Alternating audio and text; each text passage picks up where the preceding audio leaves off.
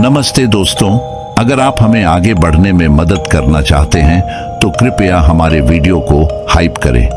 यह बिल्कुल मुफ्त है और इसमें कोई पैसा नहीं लगेगा। आपका हाइप हमें नए दर्शकों तक पहुंचने में बहुत मदद करेगा। और हाँ, अपना नाम और आप कहां से यह वीडियो देख रहे हैं जरूर कमेंट में लिखें। हमें बहुत अच्छा लगेगा आप सबसे जुड़ना। आपके प्यार और समर्थन के लिए धन्यवाद।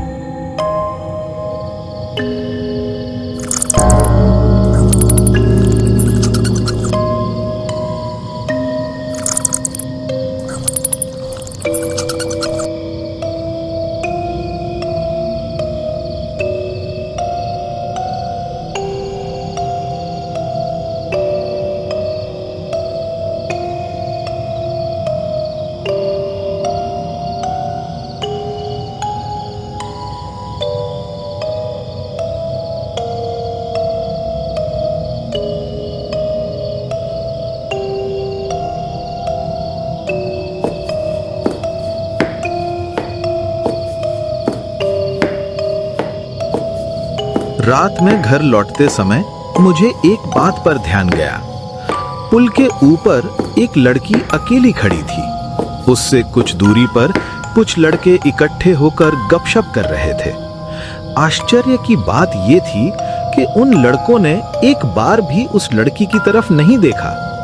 जहां दिन दहाड़े लड़के लड़कियों को परेशान करते हैं, वहीं इतनी रात गए एक अकेली लड़की को देखकर भी उन्होंने उसकी तरफ आंख उठाकर नहीं देखा। ये सच में हैरान करने वाली बात थी। मुझे ये देखकर अच्छा लगा। मैंने सोचा शायद ये लड़के सुधर गए हैं।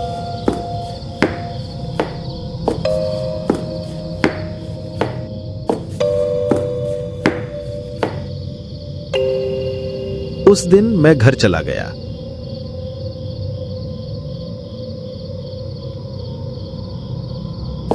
अगले दिन फिर से घर लौटते समय मैंने देखा कि लड़की उसी जगह पुल पर खड़ी थी, लेकिन आज वहां लड़के नहीं थे। मैं लड़की को देखकर भी अनदेखा करके जा रहा था।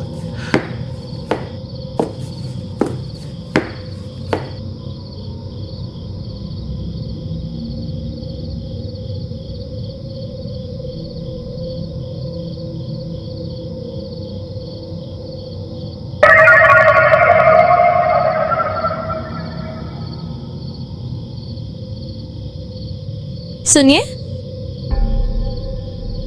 तभी अचानक लड़की ने मुझे पीछे से आवाज दी।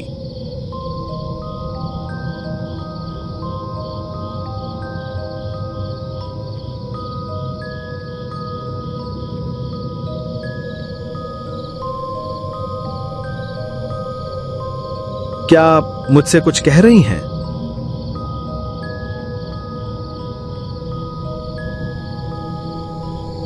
हाँ, थोड़ी देर के लिए इधर आइए।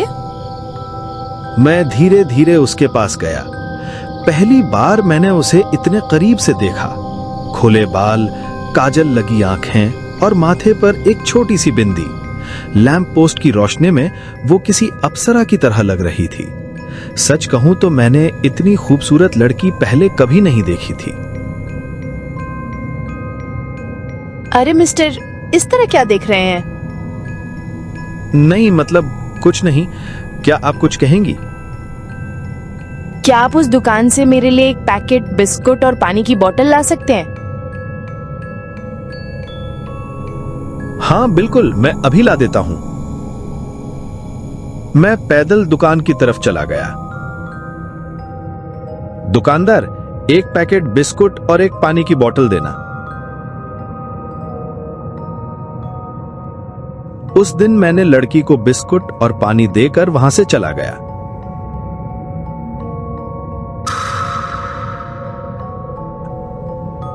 घर आकर मुझे बिल्कुल भी चैन नहीं आ रहा था।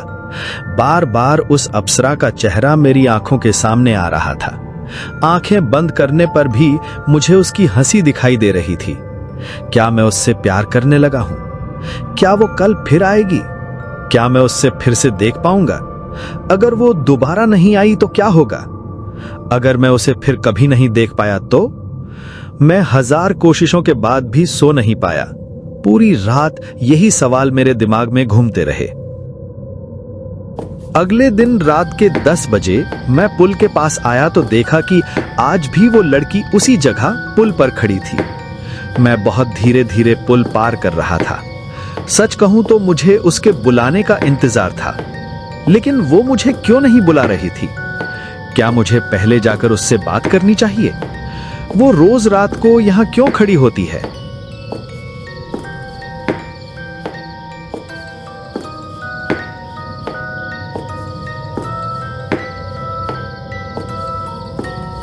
सुनिए,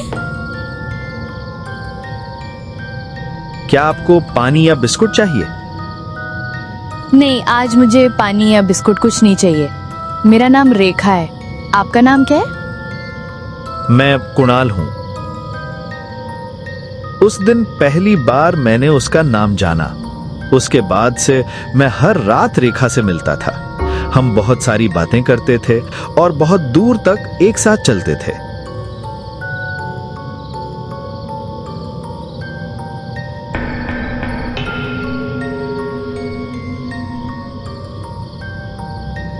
तुम रोज रात को पुल पर क्यों खड़ी होती हो? पसंद है इसलिए। जब मैं रेखा से उसके परिवार के बारे में पूछता था तो उसका चेहरा उदास हो जाता था। शायद उसके मन में कोई दुख था, इसलिए मैं ज्यादा जोर नहीं देता था। इंसान के मन में कई तरह के दुख हो सकते हैं। तुम मुझे अपने बारे में कुछ क्यों नहीं बताना चाहती? कुणाल, तुम्हें हर बात की जल्दी क्यों है? धीरे धीरे सब जान जाओगे, बस थोड़ा इंतजार करो। ठीक है, मैं अब और कुछ नहीं पूछूंगा। बस इतना बताओ, तुम्हारा घर कहां है?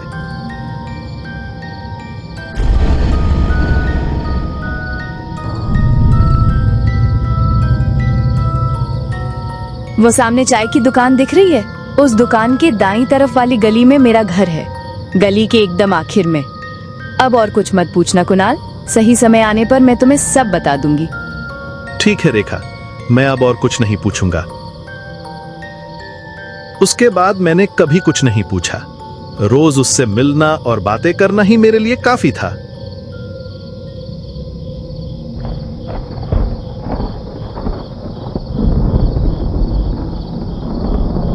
उस रात बहुत तेज हवा चल रही थी। आसमान का हाल बहुत खराब था। ऐसा लग रहा था कि थोड़ी देर में तेज बारिश शुरू हो जाएगी। मुझे लगता है बारिश आएगी। मेरे पास छाता है, तुम इसे लेके जल्दी से घर चले जाओ। और तुम घर कैसे जाओगी? अरे पागल, मेरा घर तो पास में ही है, इसलिए मैं बारिश आने से पहले ही पहुंच जाऊंगी। तुम जल्दी से छाता लेके जाओ।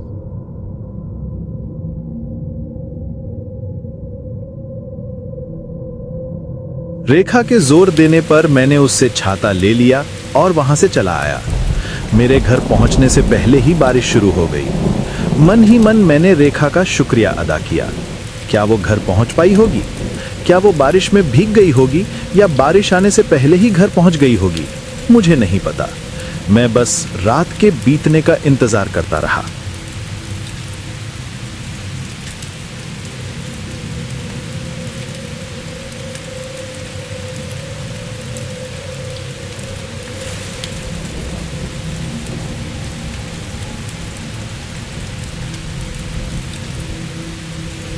अगले दिन सुबह मुझे रेखा की बहुत चिंता हो रही थी।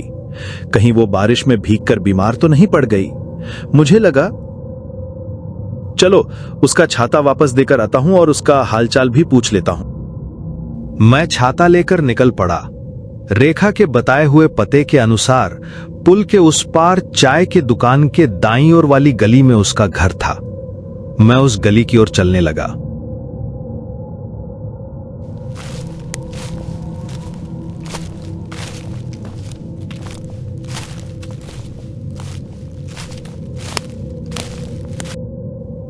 चाय के दुकान के पास पहुंचकर मैंने दाईं ओर मुड़कर देखा। वहां कोई गली नहीं थी, बस एक बहुत बड़ा पेड़ और चारों तरफ एक विशाल दीवार थी। रेखा ने मुझसे झूठ कहा था। मेरा शरीर ठंडा पड़ गया। रेखा के साथ बिताए गए हर पल को मैं सोचने लगा। सोचते सोचते मैं घर की तरफ चल पड़ा।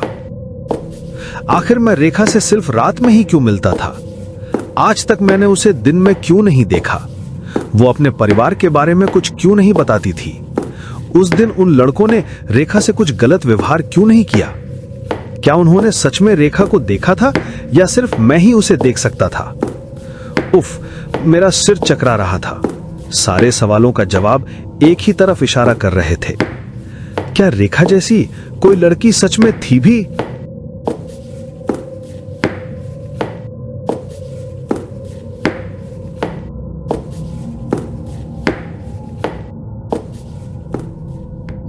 रात के 9 बजे मैं पुल पर आकर खड़ा हो गया। यह पहली बार था कि मैं रेखा से पहले वहां आया था।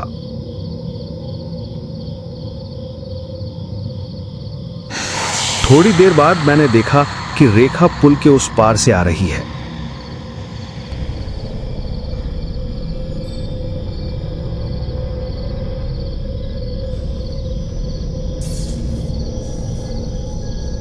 वो धीरे धीरे मेरे पास आकर खड़ी हो गई। उस समय मेरे मन में हजारों सवाल थे, लेकिन मेरे कुछ कहने से पहले ही रेखा ने कहा, तुम्हारे मन में बहुत सारे सवाल हैं, है ना? तुम कौन हो? कुणाल, मैंने तुमसे कहा था कि समय आने पर मैं तुम्हें सब कुछ बताऊंगी। वो समय आ गया है। तुम्हें अपने दोस्त हर्षित की याद है? तुम हर्षित को कैसे जानती हो?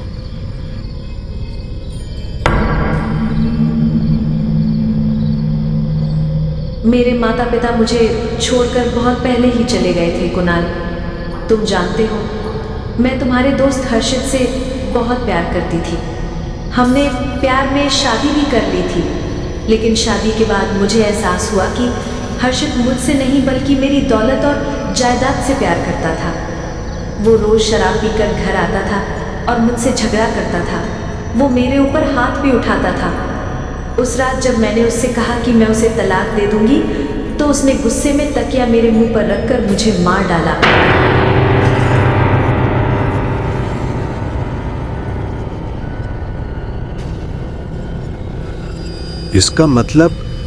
इसका मतलब तुम जिंदा नहीं हो? हाँ कुणाल, मैं जिंदा नहीं हूँ।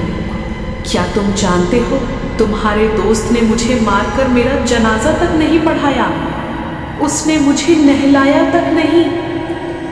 उस रात तुमने जिस गली में चाय की दुकान के पास एक बड़ा सा पेड़ देखा था, उसी के नीचे उसने मुझे दफना दिया था।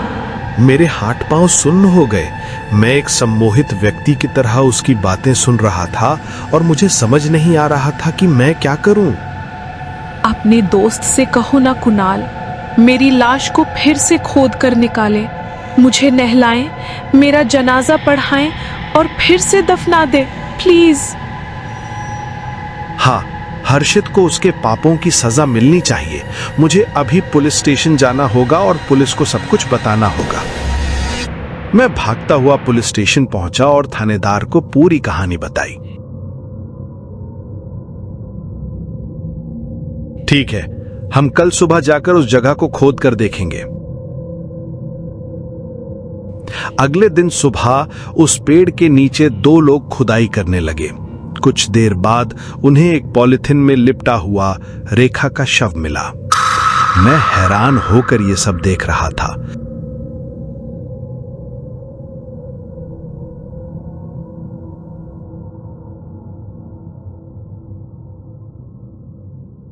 थोड़ी दूर खड़ी रेखा मेरी तरफ देखकर मुस्कुरा रही थी।